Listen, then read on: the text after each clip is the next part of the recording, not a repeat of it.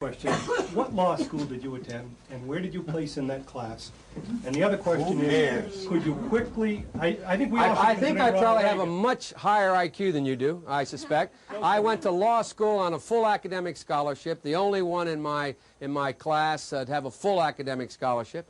In the first year in law school, I decided I didn't want to be in law school and ended up in the bottom two-thirds of my class, and then decided I wanted to stay, went back to law school, and in fact ended up in the top half of my class. I won the International Moot Court competition. I was the outstanding student in the political science department at the end of my year. I graduated with 3 degrees from undergraduate school and 165 credits, only need 123 credits, and I'd be delighted to sit down and compare my IQ to yours if you'd like, Frank.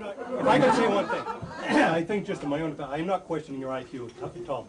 I'm just saying that with the people that we have elected to office in recent years, I think that we have to question their credentials very solidly. Well, I think you're right, Frank. But you know what I find kind of interesting? It seems to me if you can speak, you're at a liability in the Democratic Party anymore. It seems to me you've all become heartless technocrats. It seems to me that you forget that what happens is we have never as a party moved this nation by 14-point position papers and 9-point programs. It seems to me that when we got involved in the civil rights movement, Frank, nobody asked Martin Luther King what his legislative agenda was. He marched to change attitudes. When the women's movement started, it did not move with a constitutional amendment. They marched to change attitudes.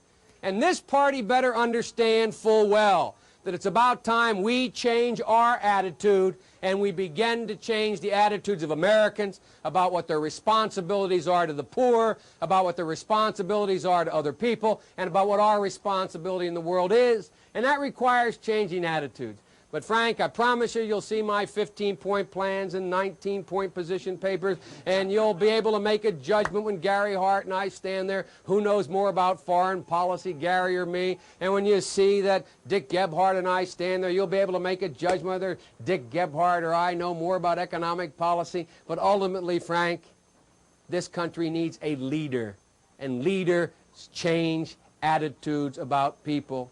And it's the ironic twist that in the wake of Ronald Reagan, that the only one thing he knew how to do was the one thing that is now being the currency of which is in fact being devalued so much. But anyway.